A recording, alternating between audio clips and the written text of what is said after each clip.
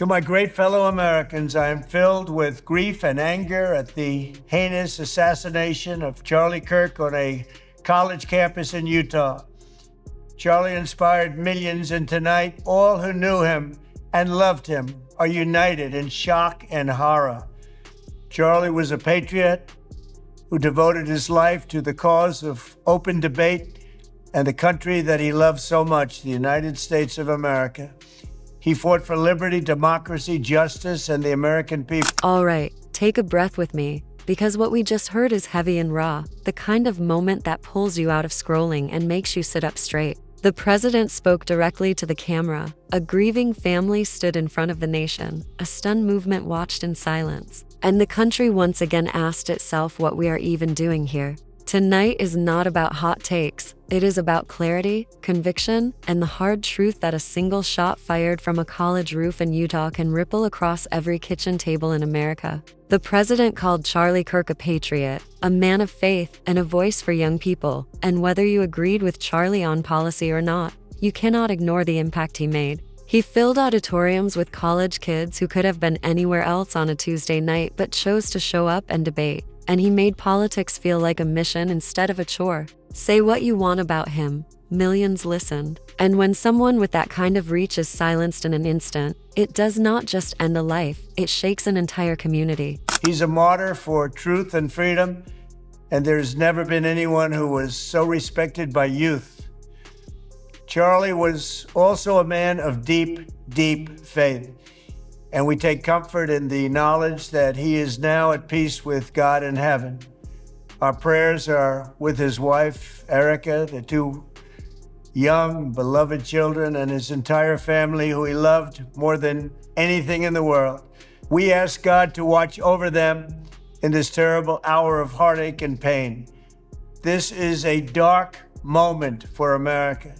Charlie Kirk traveled the nation, joyfully engaging with everyone interested in good faith debate. His mission was to bring young people into the political process, which he did better than anybody.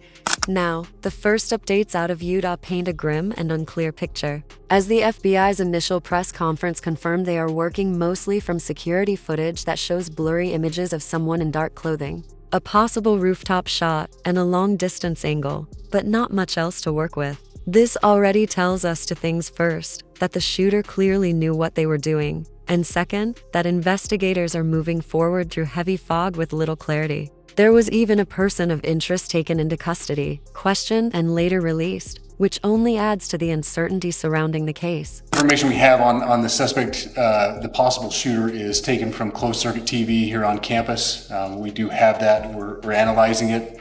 But it is security camera footage, so you can kind of guess what the quality of that is. But we do know dressed in all dark clothing, but we don't have a much better description other than that. Where do you believe the shot came from? The shot came from here on campus, from a location at a Roof. potentially from a roof. Yes, a longer distance shot from a roof. So to clarify, with the security camera footage you have and the person of interest that's in custody, does that match up? That's what we're trying to decipher right now. Earlier today, he did write the subject for the horrific shooting today that took the life of Charlie Kirk is now in custody. Thank you to local and state authorities in Utah for your partnership with the FBI. And then he wrote, at 6 p.m. Eastern time, the subject in custody has been released after an interrogation by law enforcement.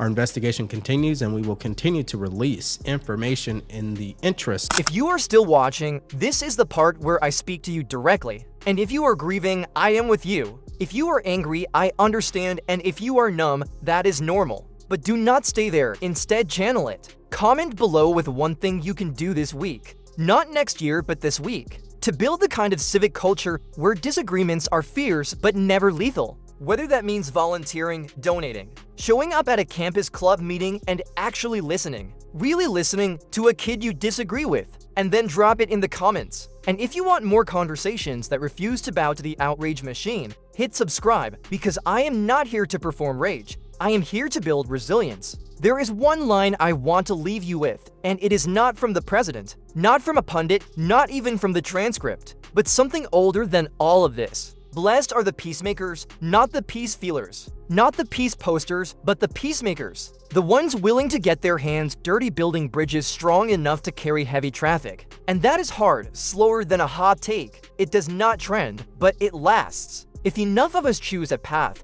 then the next kid with a question about politics might find a microphone instead of a rifle. So yes, mourn, and yes, be angry, because anger is the immune system of the soul. But do not let it grow into hatred, and instead do the harder thing. Honor a life by elevating your own. Start the club, make the call, forgive the slight. Show up for the debate with facts and a smile and a spine. Because that is how you keep a voice alive after a shot tries to silence it. And that is how you build an America worth arguing about. If this resonated with you, do the usual YouTube things, but do them with purpose. Like the video so it reaches people who need a moment of sanity tonight. Subscribe if you want a channel that will not talk to you like a click. And drop your prayers, your plan. Anyone in the sound of my voice celebrated even a little bit at the news of this shooting,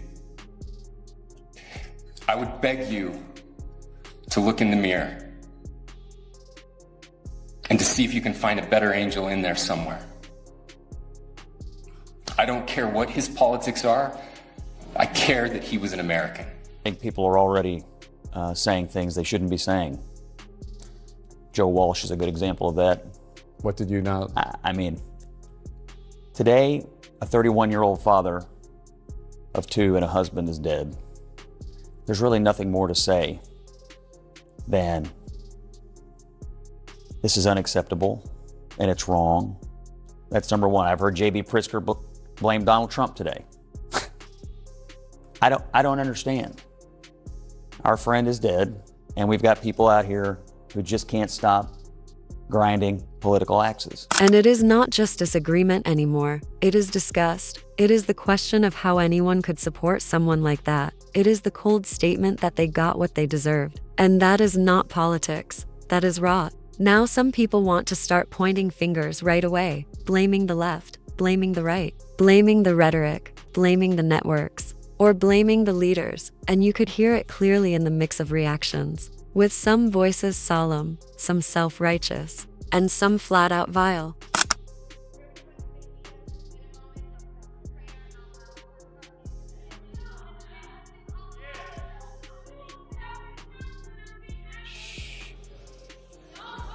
Let's, wait a minute. The House will be in order. The House will be in order. The House will be in order.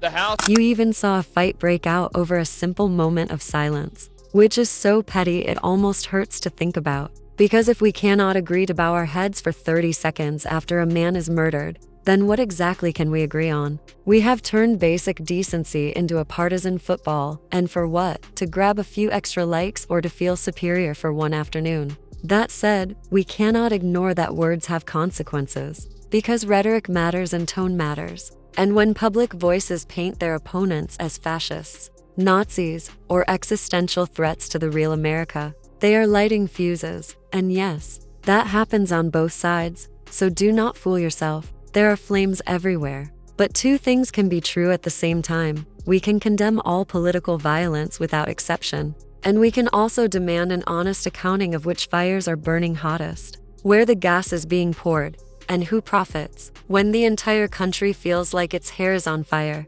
Because somebody always profits, since outrage itself has become a business model. That brings us to the professional hit theory already floating around. Because the details of a rooftop shot, a single round, a clean escape, and no immediate vehicle identified, paint the picture of a cold operator who mapped out angles and timing with precision. And if you are picturing that right now, you are not alone.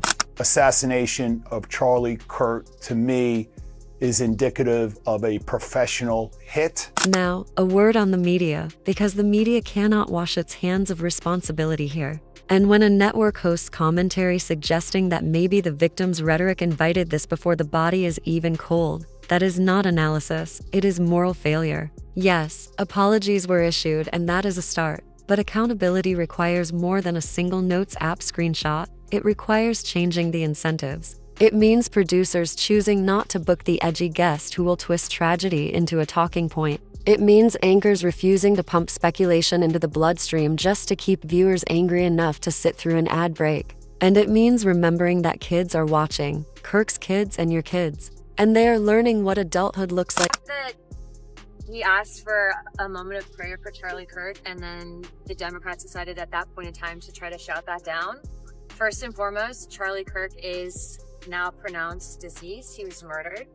I don't know anything about the suspect yet. I think everyone's waiting to hear that, but that type of rhetoric is the exact type of rhetoric that got him killed. So to be clear, we should have been allowed to pray for Charlie. I would encourage the speaker to go back tomorrow and let us pray on the floor for Charlie Kirk's family now and the rest of the people that have been impacted by this terrible loss. Congresswoman, you said they caused this. You said most certainly, yes, they did cause it. That type of rhetoric, you calling people fascists, you basically saying that we're Nazis, take away people's rights. Charlie Kirk was literally murdered, and you can see that footage online. And I would encourage people, instead of sharing that, please share pictures of his family and the legacy. Former FBI voices are already saying the same thing, that this did not look like an impulsive snap in the moment, but something planned in advance. And while a trained amateur might have managed it, the more you study the setting, the crowd, the sightlines, the tent, and the distance, the less it feels like chaos and the more it feels like choreography. With one shot, one outcome, and one nation left stunned.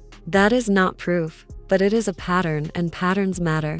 Yet here is the twist. You have to remember, early narratives are almost always wrong or incomplete. So think back to Butler and how those initial stories twisted and changed as real facts landed. And do not carve anything into stone just yet. What we need to demand is evidence and transparency, not wishful thinking dressed up as certainty, because if a suspect is never found, if we get nothing but vague press conferences and an endless, ongoing investigation, then cynicism grows, and that is something we cannot afford. If there is real intelligence, release it. And if there are real arrests, announce them. Because in a moment like this, sunlight is not just a disinfectant, it is triage. But there is also a deeper point that stretches beyond the who and how. Because what we are watching is a spiritual crisis disguised as a political one. And you could hear it in the governor's voice when he begged people to find their better angel, in the prayers lifted for the family, and in the calls urging people to step into their purpose.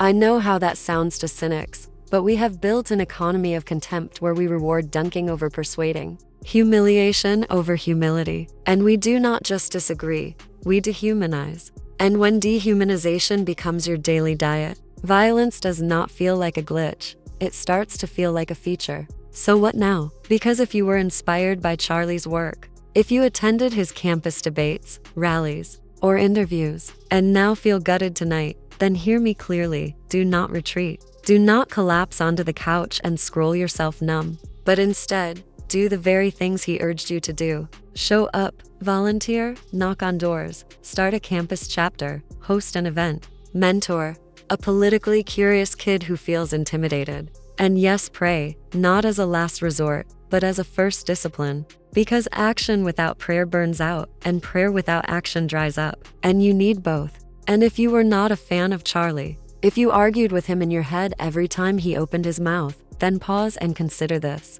Because nothing he said and nothing you hated ever justified a bullet. And we should be able to debate fiercely, mock mercilessly, and then still go get coffee together, because that is the American promise. That is what makes this place different. And we do not settle arguments with gunfire, but with votes, with arguments, with jokes, and with better ideas that win over time. And if you cannot live with that, then you are not defending democracy, you are strangling it. It makes me, I am angry about this. I feel terrible for Charlie Kirk's family, all right? But I'm angry, and that's why I wrote this book, Confronting Evil. You have to confront it with strength.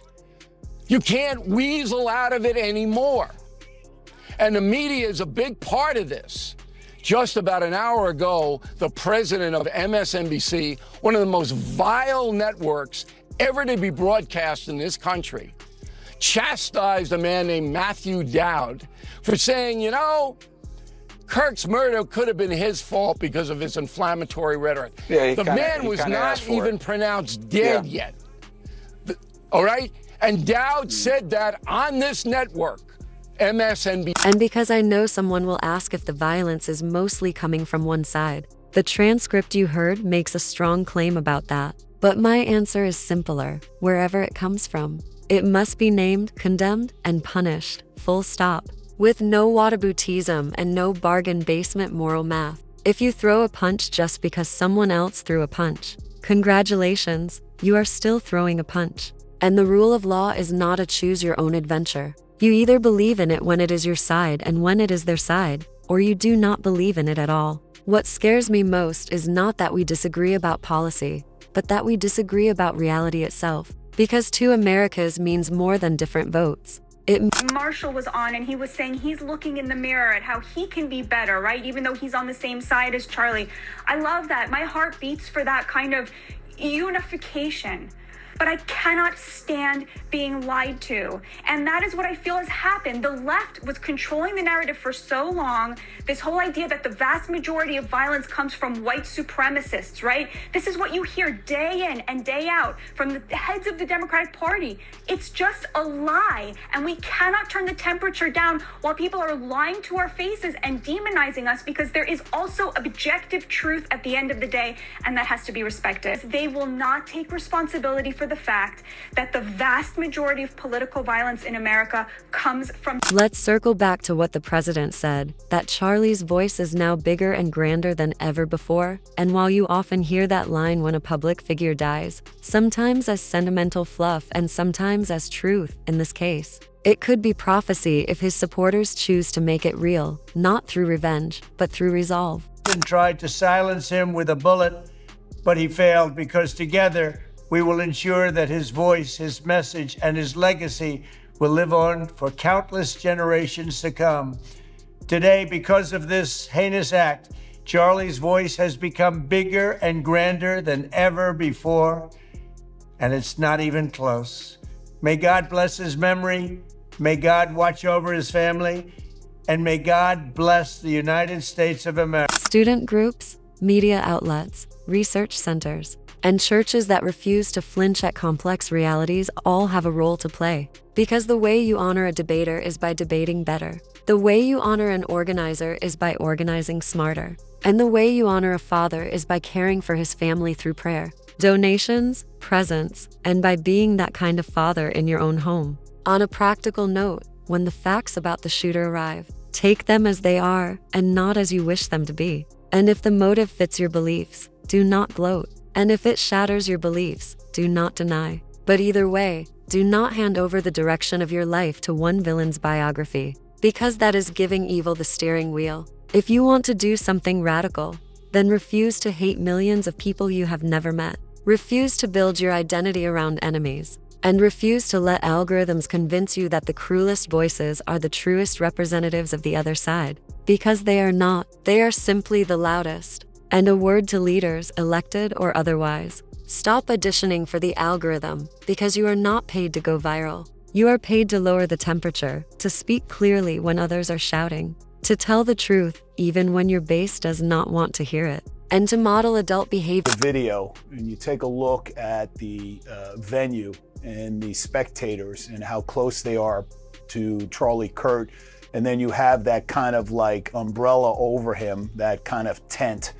You have to know that this shooter had to be perched in a position with respect to being able to lay his sights perfectly, basically a headshot.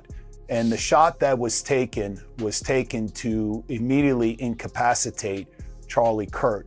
And so this was not some amateur who just, got up on a rooftop because it was, what I consider spontaneous combustion. He got up this morning and decided he was going to do something crazy. This seems the earmark of a professional that got up onto this rooftop well in advance of the venue being occupied by the spectators. He was clearly undetected.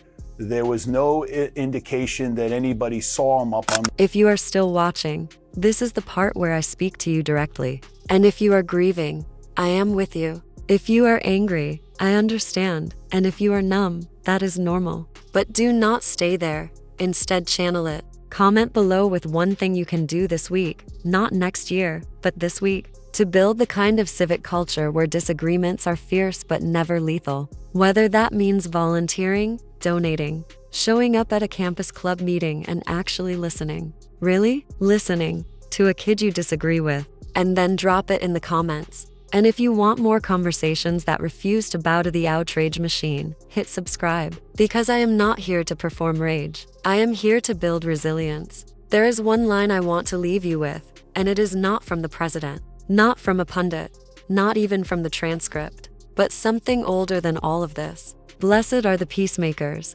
not the peace feelers, not the peace posters, but the peacemakers. The ones willing to get their hands dirty building bridges strong enough to carry heavy traffic. And that is hard, slower than a hot take. It does not trend, but it lasts. If enough of us choose that path, then the next kid with a question about politics might find a microphone